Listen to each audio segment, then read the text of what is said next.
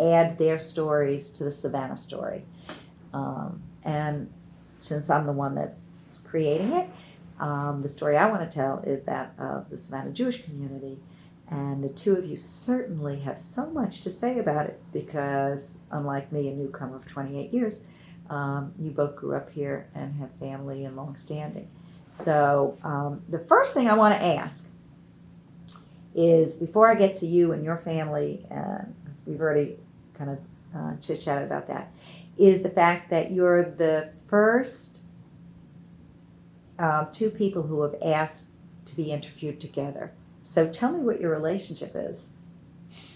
Our my mother and his father were first cousins. So we grew up together in Savannah. He used to live in what we call Little Israel in Sylvan Terrace. Little Israel. Yeah, Why was it called that? It was mostly Jews. that lived 75, there. 80% Jews. The area was developed by, do you remember? It was Garfunkel. I don't know if Sylvan Terrace was actually developed by Garfunkel, but it all was in relation to the JEA coming into play here. JEA and the BB in the early 60s. Right. So you wouldn't remember when the JA was built. It was the But it was the because that was mid-50s. Mhm. But you might remember your parents talking about the old JA or the way things were before you moved to the new building. Do you remember any stories about what this new building provided that the old building did not?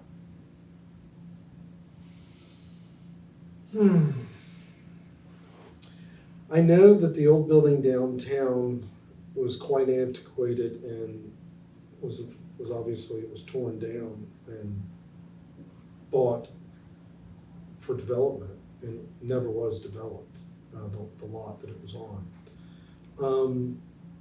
I thought that the old JA building became a SCAD dorm. The one on Drayton? no, not Drayton. Oh no, you know what? I think I've got this wrong. It was the Y that was torn down on The Wall Y, Street. yeah. And the JA is still there. The JA is still there. It's a SCAD dorm. It's a SCAD They had dorm. On Perry. They had a pool Street. downstairs, didn't they? Originally they did. So that facility still exists as SCAD dorm. SCAD actually owns the building and it is between Charlton and Macon Street on Barnard. On Barnard, that's it. That's right.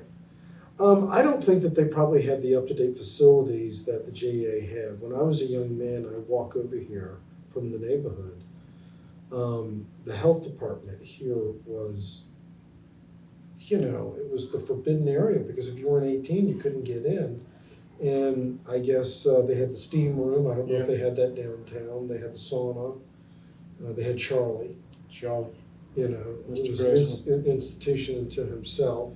And I just remember turning 18 and being able to go in there, and that was the biggest thrill, What was back there? What was back there? Were there a bunch of vested I had gotten Christians or what? glimpses of it over the years, but, that was Found sort out of there's just a bunch of old men with the things hanging to their knees. Well, we just didn't have a whole lot to do back then. So walking over here to the JA, using the pool, and then seeing the door open at the health club and seeing what was in there and whatever was going on. Yeah, when I turned 18, that's where I wanted to go. So that's kind of funny. But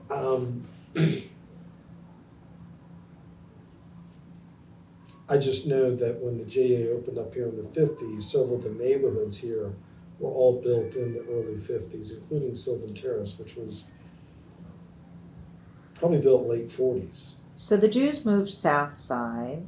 The JA is built up, and all the Jews move within a certain area. The AA moves down to Lee Boulevard. The BB Jacob moves to Abercorn. Why didn't Mikveh Israel move? Because of its historic building and structure, and probably No more so than the BB Jacob, which I don't was think- built in the I don't think- 1860s. I don't know the exact reason. I just know that But the AA didn't move down there to what, the 70s, early 70s? 1970s, yeah. Yeah. So, I mean, they were still at the, down there across from, but most of the AA people did drive. I mean, most of them did, where about half of BB did. You know, I don't know the exact answer of why they didn't ever move, but, you know, you're right. The synagogue on Montgomery Street was historic, or is historic, but, I was talking to several people who told me about that there was one Hebrew school that there was on, they kept talking about Abercorn and Hall Street, and that would be like behind the mansion, and then it ended up all Hebrew school classes in the 1950s. Once this building was up and running, all So Hebrew all- school was here. But Mikveh Israel students didn't participate in that. Was it open to anybody, or you had The to? Hebrew school here was open to anybody. yeah, I think at some point, Mikveh Israel and the AA combined their, Yeah, we got the Shalom School, that Shalom happened School. about 18 years ago, I think, 17, 18 years ago. But at the time you were growing up, what were your options for religious education? they were at the upstairs at the Mikveh Israel where the school was. That And- was, And that it was was just only Sunday a school. school, only a Sunday school, and it was only for Mikveh Israel, I believe, at the time. Yeah, but I think there were probably some non-Orthodox Jews going to the Hebrew school here. I would imagine. I never heard that it was forbidden for us to go. It would never occur to you to go to Hebrew school? It wasn't something that was promoted by your parents? When we were growing up, I felt like, you know, the synagogue was a main part of our lives. My father served as president, but no, they didn't feel it necessary or important other than Sunday school. We went to Sunday school. Yep. And then truthfully, I went off to boarding school, so I was not confirmed or bar bat mitzvah. Very few people got bar and bat mitzvah at Mikveh Israel when I was growing up, very few. The bar and bat mitzvahs I went to were all at the BB, and maybe a couple at the AA, but that was later. But they were all at the BB. Most of them at Mikveh Israel were all in the confirmation class, and I missed all that by going to boarding school out of Savannah. Did you want to go? Did you have other friends that went? Did I want to go to boarding school? Yeah. Well, at the time, well, I was fairly young, and my parents had me in the public school system, which just didn't work for me. It didn't work well for me, and it wasn't a good result. And my parents had me tested and said that I needed a little more structure. Oh, okay. Well, a lot of So- parents so send their boarding- children away to religious school because true. they don't find the options here. So there are That was lots of not an reasons. option in our family. That was not going to happen. I think as we saw Uncle George, who founded the JEA originally, there on Barnett Street, that was his plan, I understand, or it was under his watch when it came to And we'll need to hear that story in a minute, but continue. I think, you know, he was such a pious man. My grandfather kept a very low profile, and my father took that down even probably a notch further. He felt, he felt it was a good thing to serve as the president of the synagogue. But as we were growing up, you know, we did the Sunday school, and then we went off to boarding school. All three of the boys did. And so we didn't lose touch with our Jewish identity, but we didn't go through some of the programs like AZA and some TYG, some of those things. Were there other Jews at boarding school? Yeah, I think so, yeah. Did I know them? No, I was off in Connecticut, where there was nobody from Savannah. But did you know, did you ever feel odd man out because you were Jewish when you went to school? A little bit, because there was nowhere to practice Judaism. So it wasn't provided for you that there was a place to go for services? Well, that or- wasn't the first priority. Religion was a priority at the school, and everyone had to attend some sort of religious service. And because I was Jewish, the closest thing they could hook me up to was the Congregationalist Church in Washington Depot, which was fairly funny. And it was a very long service, and I never forgot it. I went there for a while until I became friends with the Episcopalian's preacher's daughter, and I switched. I got my father to write a letter so that I could go to that service that was just for the Rumsey Hall kids, and it was a very short service, maybe 15 or 20 minutes, and we were out of there. This was on Sunday, you know, on the weekend. So it was sort of funny. So I did lose a little touch there while I was in boarding school. But it came back once I came back to Savannah. But you had a very good, firm foundation. So do Well, me when a I go- favor and let's stop for a minute. Remind me again how you are both related, and then tell me about your Uncle George.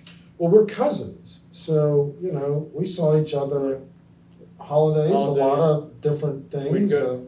His mother was having babies later than everybody else. She was a youngin' back then. How old was she when Julia was born? 44. She was 44 when In Julia was born. 1966, and that was So we used to go over there because that was the baby of the family around here. Like, he lived right over there, less than 200 yards away from here, probably. yeah. Where It's- did, where did your family originally come from? Where did they originally come from? My mother's family originally came from parts of Germany, Poland, and Russia.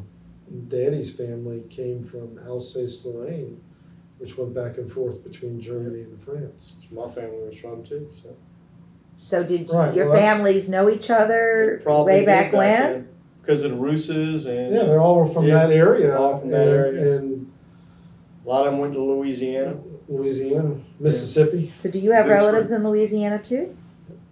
Oh, yeah. So you guys could have been cousins even before you knew you were cousins.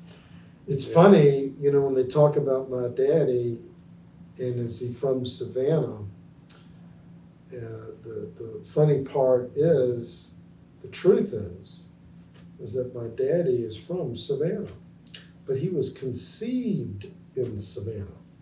And in 1919 or 1920, when Mildred had the child, she went back to Mississippi to have it with her mother on the train, and then came home a few months later.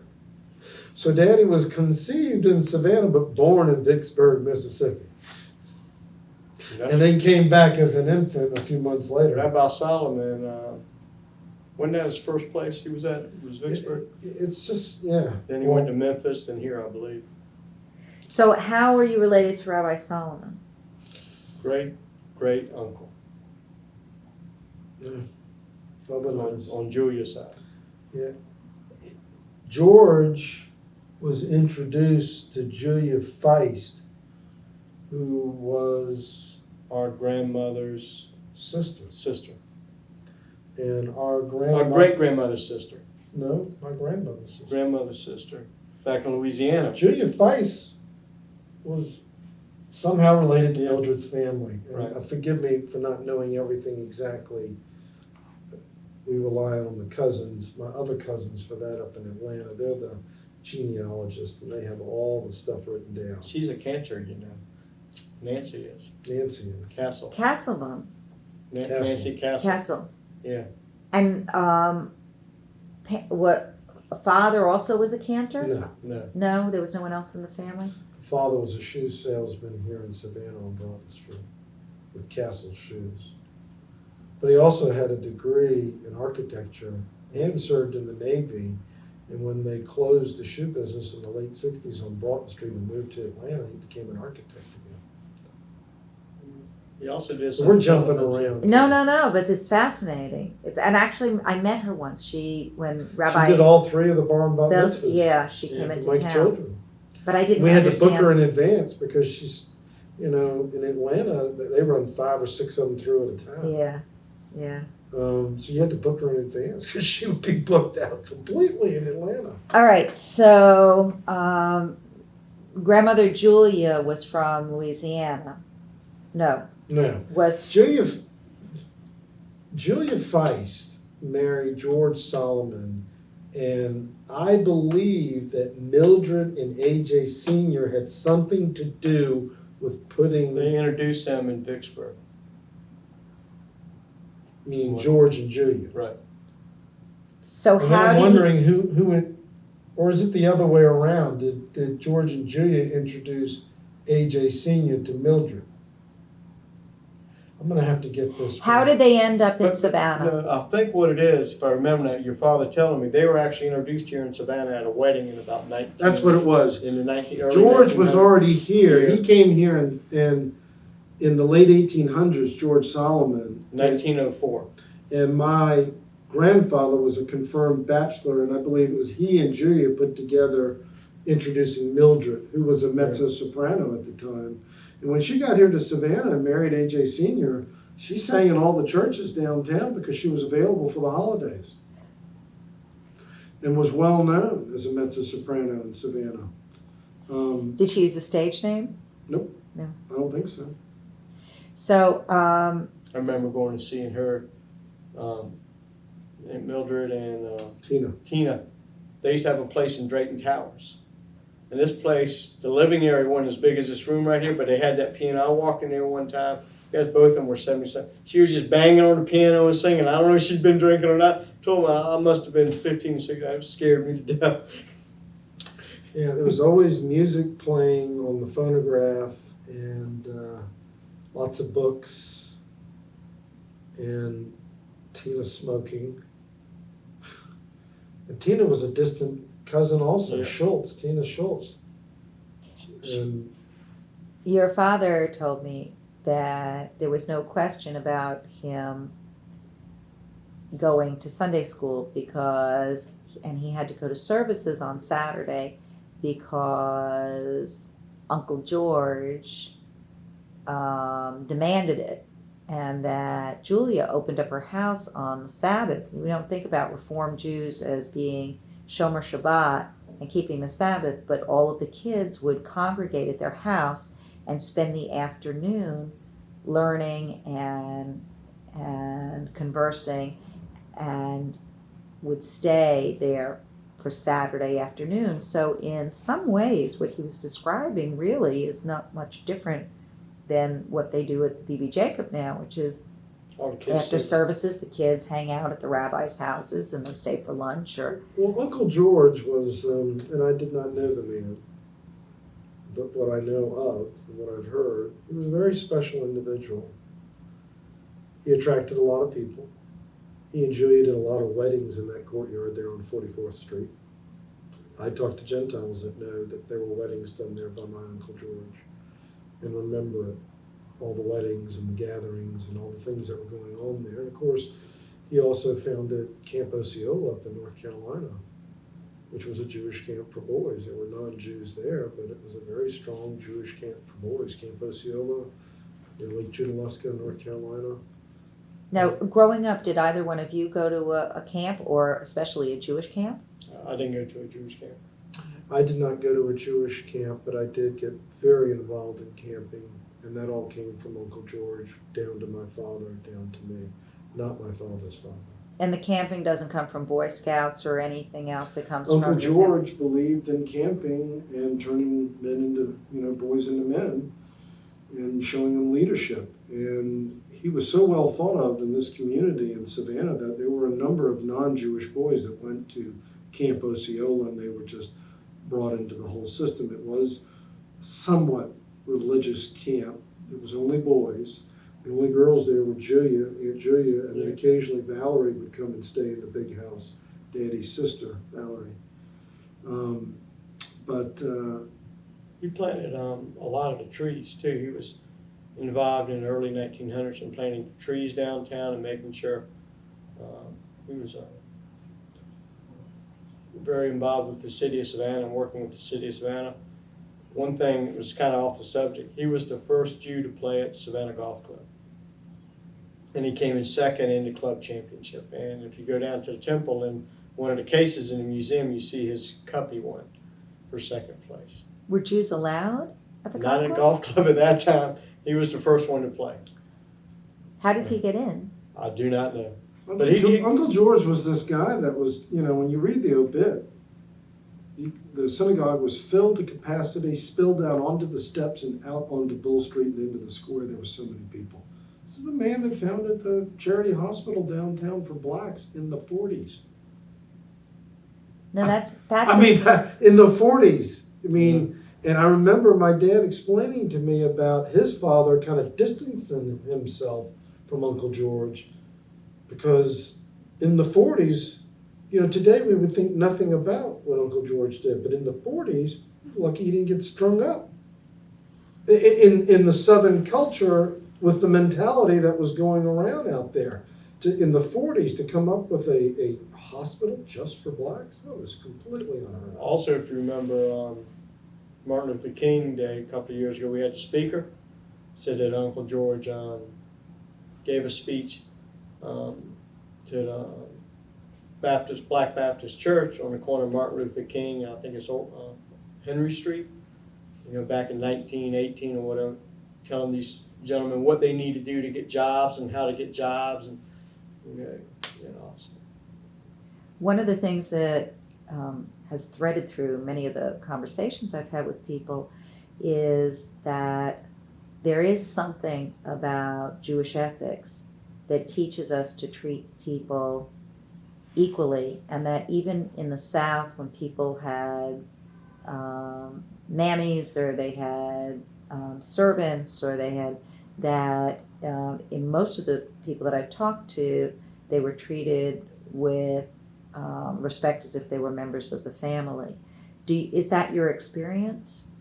Yeah, Did either of you grow up with servants that were black or housekeepers? Evelyn spanked me as much as my mom and dad did. If I'd smart off to her, she would grab me. She's a big woman too.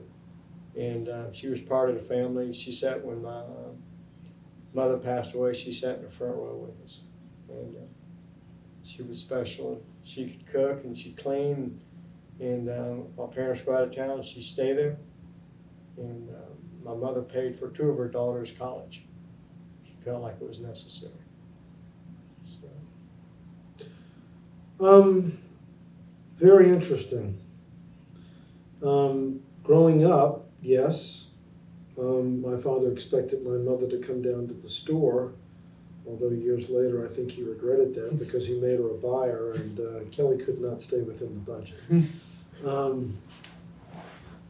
So we had people that raised us. There were a couple of them, and a couple of them made tremendous strides and impressions, and they were considered family.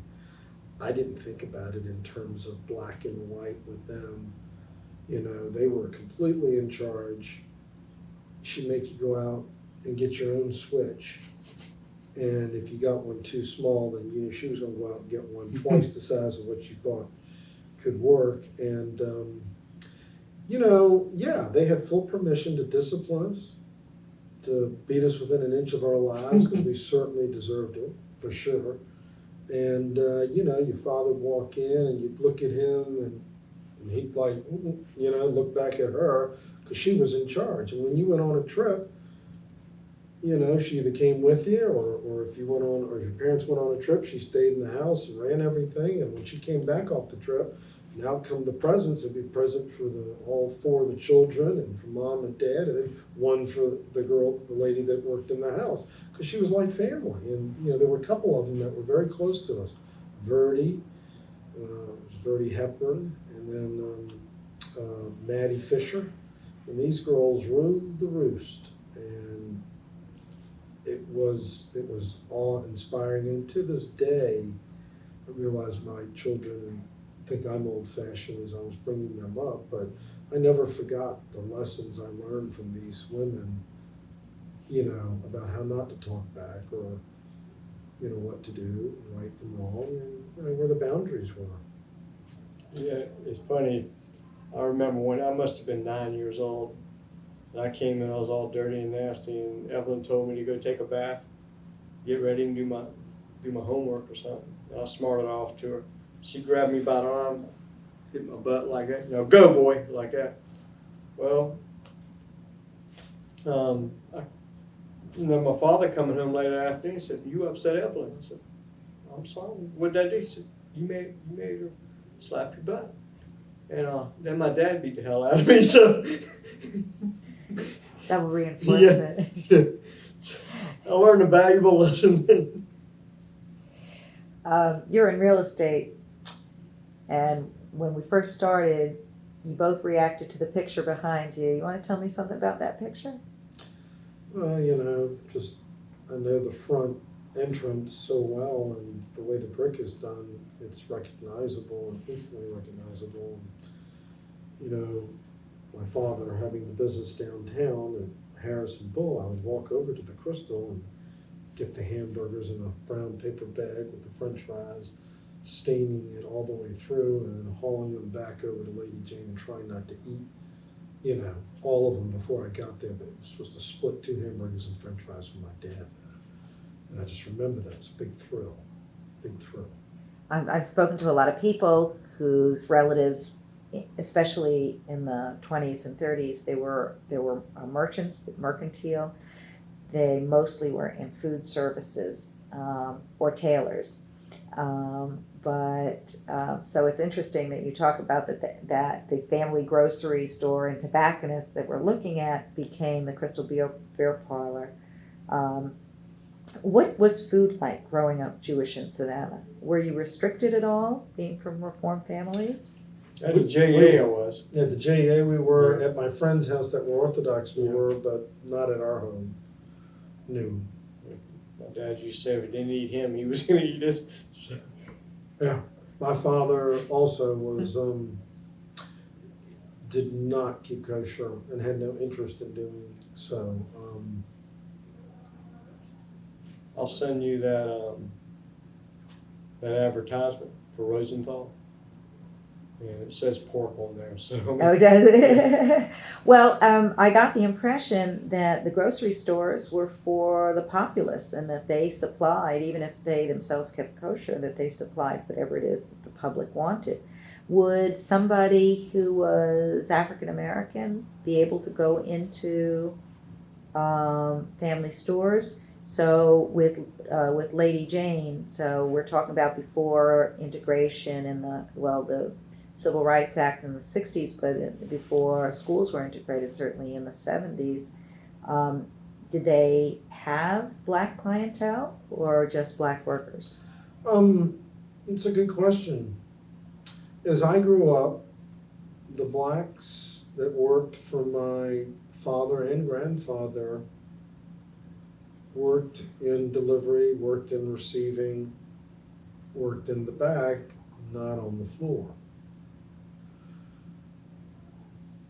My grandfather passed in 1962, and I believe somewhere by the mid-70s,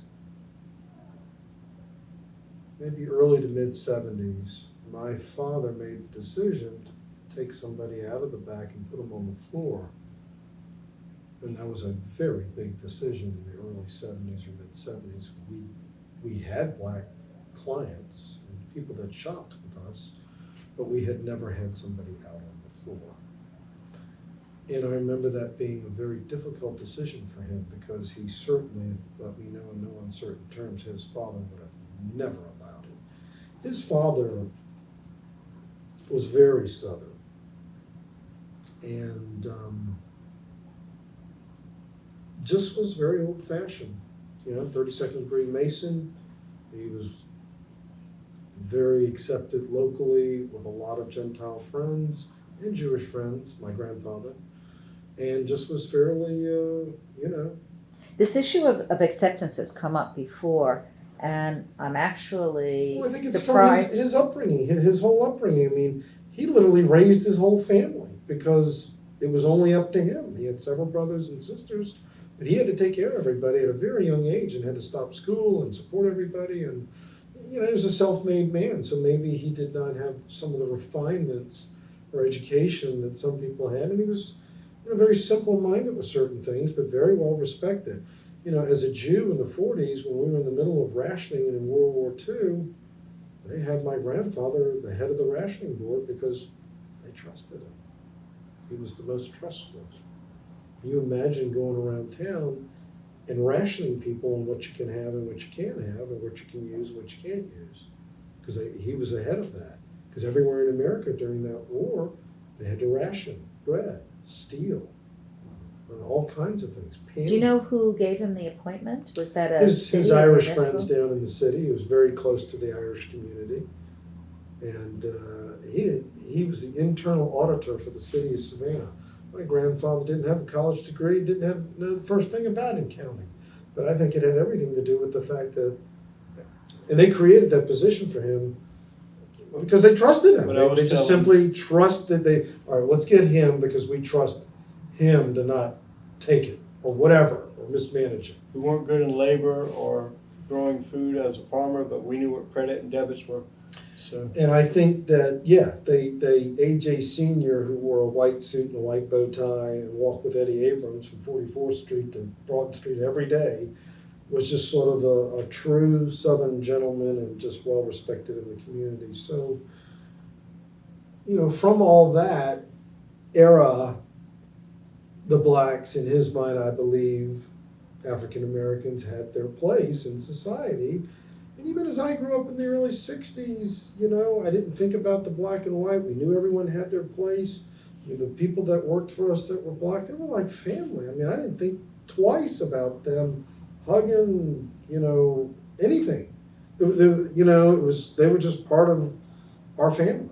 And I just didn't think about it. It wasn't a racial thing. There was divide, but it wasn't, even like today, it wasn't so controversial and hateful and mean-spirited. There was some of it, but I didn't think about it in terms of that.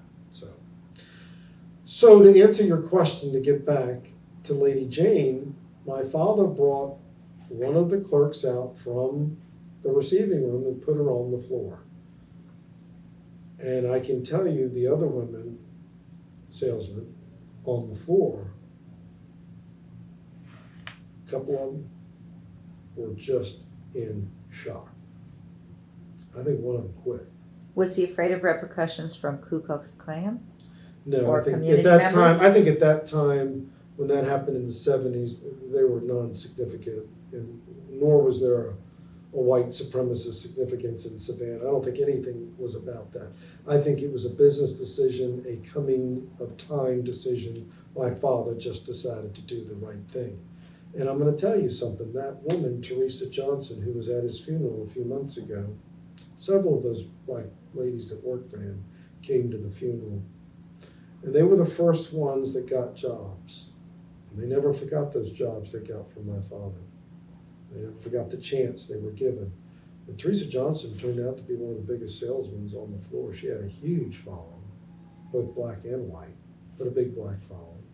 And he, over the years, had other black saleswomen. We had Reverend Stokes' wife, Vivian Stokes, worked for us. And then we had John Alexander that, you know, ran the window and the fashion and buying. And John was in my wedding. I mean, this was family. You know, it wasn't about black or white. It was just about who you are and what you can do. And, you know, there were certain things that we grew up with that you can't escape, but I don't think we were poisoned or affected by it. You mentioned the Masons, you know, the second person to mention it. I never thought of the Masons as being a Jewish organization Or accepting of Jews. or accepting of Jews. What was your experience, or what do you know about that? I have no experience, very little. I just know that my father didn't identify with it, but his father did, because I started seeing pictures. I found the fez hat. I asked. And then I found out that AJ Senior had reached 32nd degree, which I believe is Mordecai amazing. Sheftel, one of the founders of our great temple, Was a Mason. Was a Mason.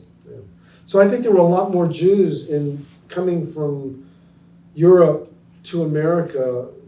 There were still Jews that were Masons back then, and to this day, You know, but not many. we live in a very religious town where there are churches on every corner, and one of the things, you know, when I first was moving here, I was nervous about things like Ku Klux Klan and, you know, what is a Jewish girl I've from New never York seen going to a do? And Klan that's man it. in Savannah. I've seen them outside of Savannah. But the opposite is what happened is that I have a lot of friends who revere me in a bizarre way because I am a chosen person. I am, you know, my people are the people of the book. Have you ever found people's reaction to you unusual because you're Jewish? In a Savannah, different or way? just in general? In Savannah. Not really. I use the chosen to us when I do something good. I say, well, I'm a chosen one, you know.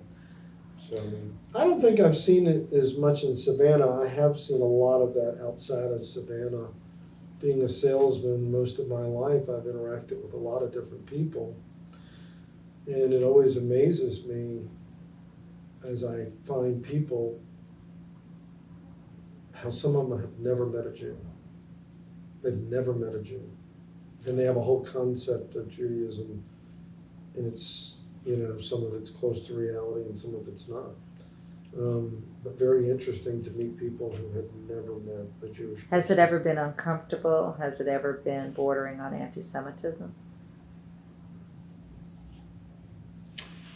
I have to say that growing up, I didn't personally experience any. My brothers did at boarding school. There was some anti-Semitism there and some picking on them.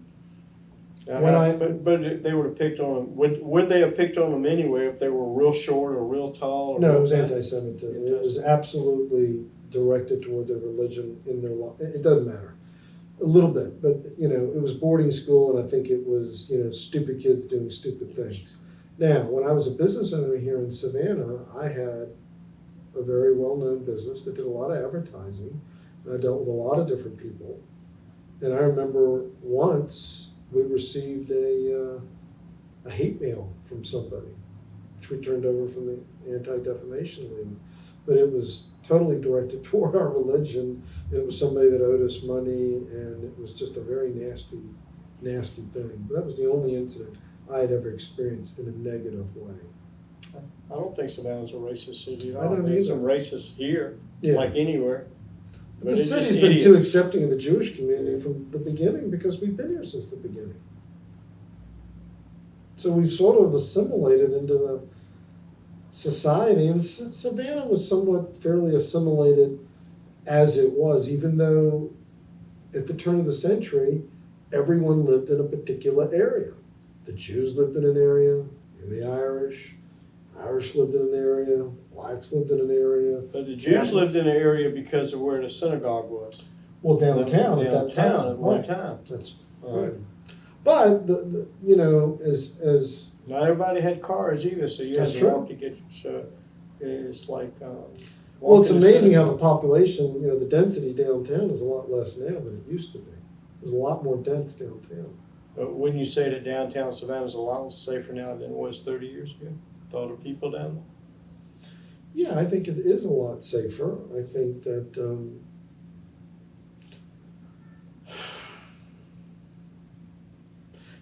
fortunately, unfortunately, knock on wood, I've never experienced the problem downtown. I've lived in and out and around there all my life. Now, my father experienced a small problem, but he walked the dog every night. But very little. I'll tell you, though, I don't remember the divides that I see politically in the last 10 years. I don't remember those divides growing up between black and white. But then again, I think what we were all fighting for then was somewhat different than what everyone seems to be arguing about these days. What about the divide in the Jewish community? I never participated in any of that. I mean, we were Reformed, they were conservative and Orthodox, and everybody did their thing, and there were a few people that made fun of Reform and vice versa, and I just never paid attention to it. It just didn't. There was a time that the JA served a really significant purpose in that it was the only place that Jews could go. And certainly by the time you guys were using the JA, there were other options for organizations and institutions that you could join. But I don't these think were it not was quite always as that way, restricted. Carol. I mean, the Harmony Club, they were all over America, and Savannah had one, and it was big and beautiful. Scan owns the building now. It's right there at Bull and Jones. But I mean, that was a big deal, and I don't remember my father telling me much exclusion to the Jews here, although there were things that were just automatic. I mean, they didn't belong to the Oglethorpe Club, they didn't belong to the Yacht Club. There was one Jew that joined the Oglethorpe Club at one time, somebody told me. But recently, or? This was back in the 50s or 60s. And that may be, who knows? But it was not like it was my father. I never heard my father complain about it or it was a problem. Why would you want to belong to a place that don't want you? That's right.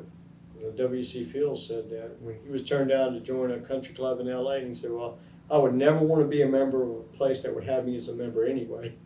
So, What do you think can be done to enhance Jewish participation at the JA?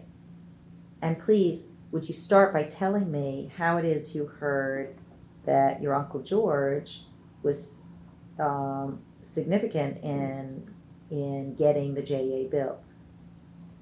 My father told me over and over. Well, you go back and look at the records and you'll see that when it was created down there, that Uncle George was part of it. And that was right, Uncle George got here, 1904, was it 1904? 1903, 1904. How you know that? That's when he came to Rabbi because it's on the plaque in the synagogue.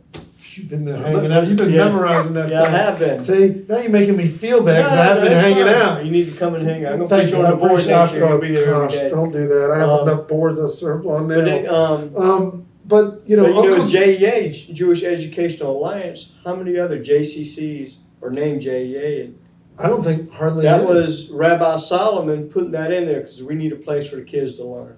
We want it to be educational. Well, it predated the JCCs. Yeah.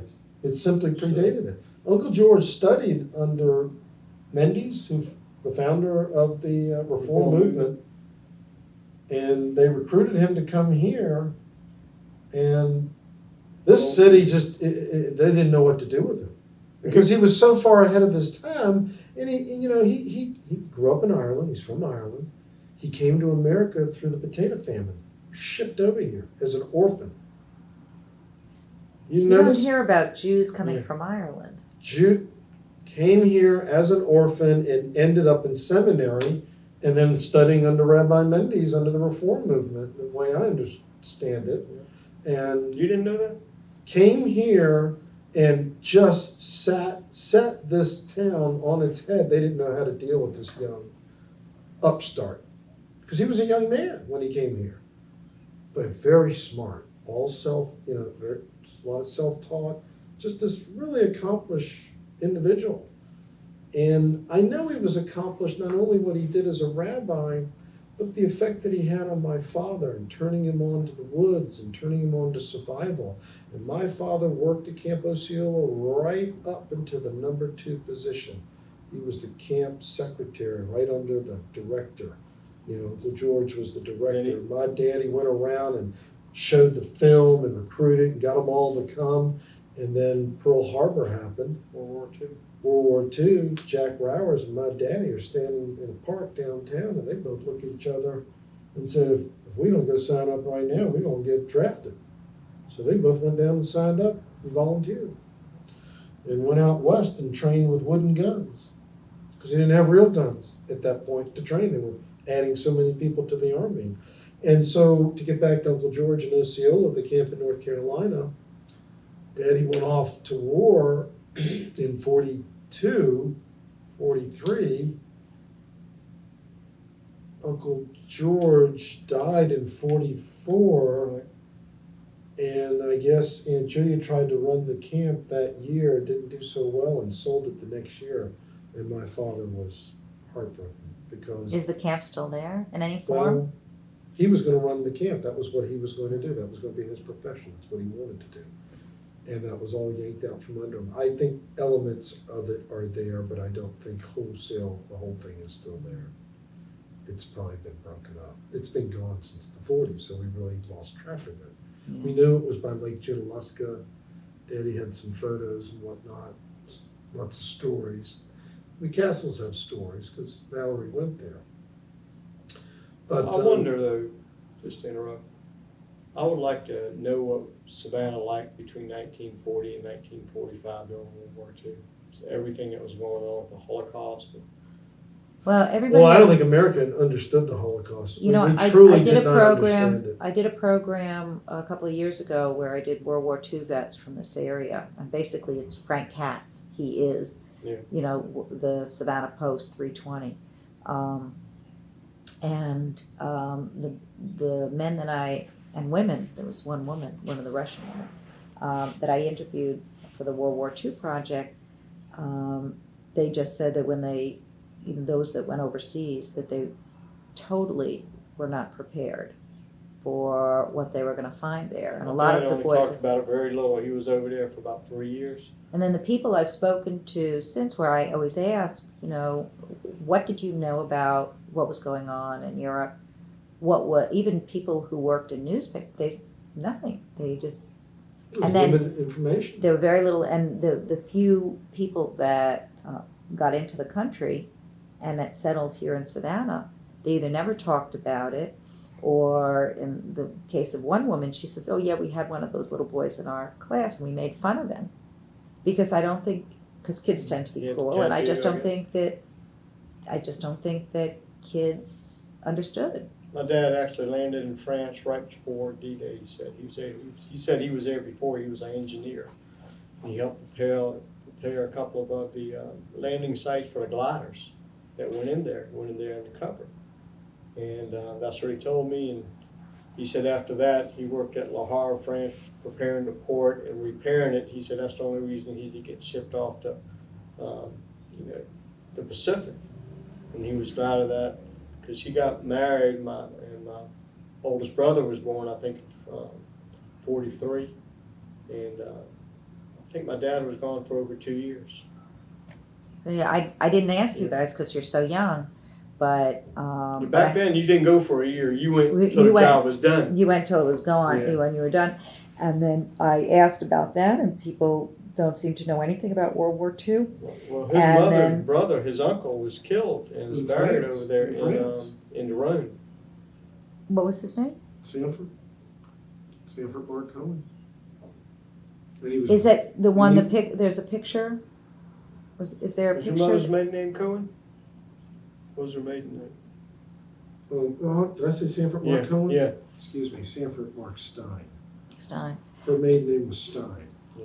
We didn't have a picture No, there's last a year picture at of the, him. There's a picture of him because he died, I guess, in 43 or 44 18. over in France, and He came he's up- buried there. But this boy was brilliant. He was a composer, a pianist. Went to University of North Carolina. I think there's a library wing there named after him or something up there dedicated to him. He was a playwright, and he just was this really brilliant young man, and my mother had that snatched away. That was her only sibling. the other thing I ask about is what people remember about Israel becoming a state. And, again, I didn't mention it because you guys are so young, but what was most interesting in the answers I've gotten is that we have people from Savannah that were running guns. So people were aware. And you had people from the B.B. Jacob, some, who did not want Israel to become a state because they believed only God could create a state. And God was not, the Mashiach hadn't come.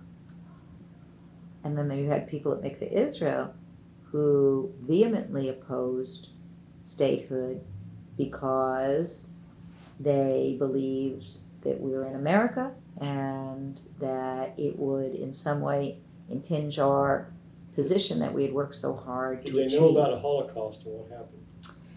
Well, I'm not sure. Those two ideas are not consistent to me. I don't understand if they really understood what That was had one of the happened, reasons for why Israel they, that right. they felt. Some people felt like that Israel was like I don't want to say awarded to the Jews and all for what happened for us, for the rest of the nations not knowing what went on, and say, hey, we'll give you a place where you can create your own safe haven, or it was just a politically correct feel-good thing. That was probably the first politically correct thing ever done in the world. We'll give the Jews their own place now. They don't have. There's no such thing as a wandering Jew. They can stay right there. But actually what somebody just said today was, there was a fear that if we had our own state, that America would kick us out and make us all go. And so there was that, I never heard that fear. and I had never, I've I'll never heard believe that, not here. but did you ever hear your parents talk about Israel as a state, or that it was important, or that it wasn't important? I had asked about the 67, we were talking about that when you first came in, the 67 war and the 73 war, and whether Mikveh Israel participated I mean, my in any of the parents wanted to rallies. go visit, but beyond that, no, Did you ever go? I have not. You have to. Have you? No, that's the next trip. We need to talk to Rabbi Haas. He needs to get a mission together. I've Y'all been need to do it? busy raising 3 chillins, but you know Sorry. you know all Sorry. about that. It's essential. No, It's we gotta essential. go now. You gotta When, go. when the time is right, I guess You gotta get, go. I'll get over there. There's My nothing kids like it, all, except for Jared, have all done the birthright. And which is significant. they're totally turned on by it. I tried to get I know my kids have gone several times, but I tried to get Stephanie to do birthright, and she was always in school. Harris used birthright as a way to get to his archaeological dig, which is kind of cheating, but Where's he digging at now? he's in a place north of Afula called Besamun, and actually today is his first day back on the job because he just got Does it in make last you night. nervous as a mother, your son being over there and the kids being kidnapped? There's no place safer than Israel. Everybody's a soldier. Nobody uses a gun just, because they're a hothead. Everybody understands about security and they take it seriously. The part that is a little worrisome is that my son is the most trusting soul in the whole wide world. He goes around and he feeds the homeless late at night. He delivers sandwiches to the park. He goes on his own, Is Jewish homeless in Israel?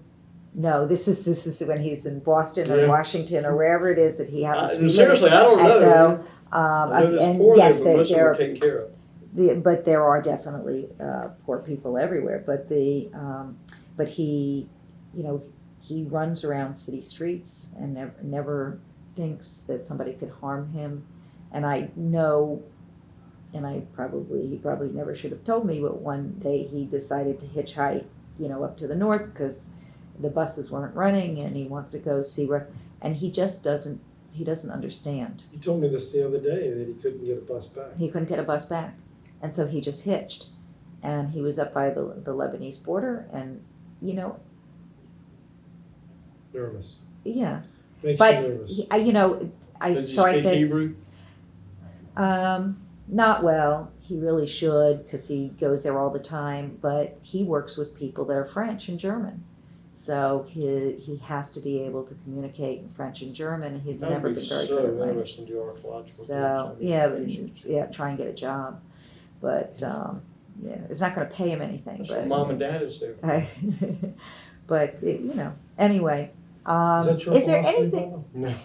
Is there anything that I haven't asked you that you'd like to talk about being Jewish, giving back to this community, the fact that both of you have taken on various and sundry leadership roles, that you had parents that took on leadership roles, and that something about being Jewish and learning the things that you learned, that in the way you live your life, you now have, it's kind of come full circle.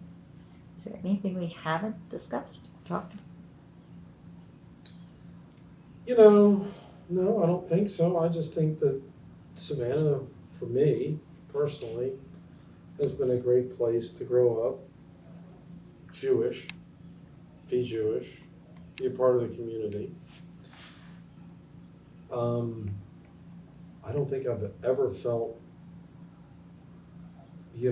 ostracized because of my religion. I think it's always been more inclusive than anything else. So for I've me, never it's had a been- problem in yeah, Savannah. it's never been an issue.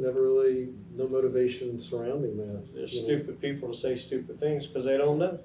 So tell me now, in your most passionate way of saying it, why your children should move back and make their homes in Savannah.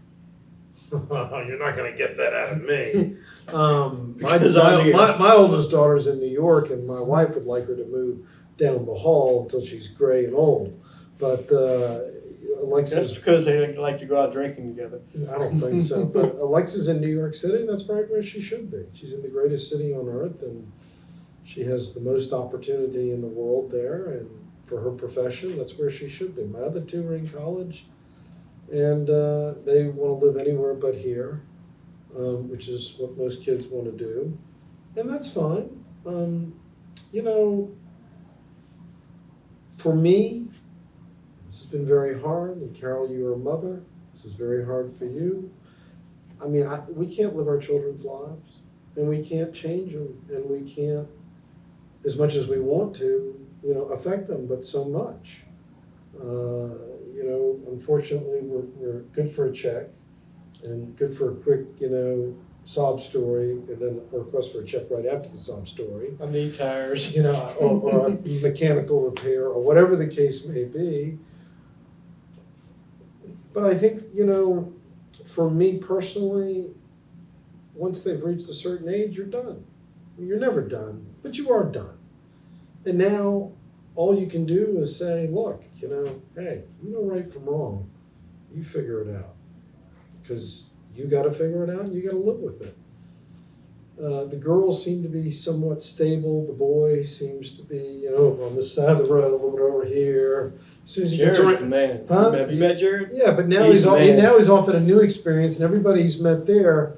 Well, now he might want to change, his major, or maybe go to a different school, or he wants to maybe just quit school Just and pull out that travel. checkbook and write. Right, write me a check. Ain't gonna happen.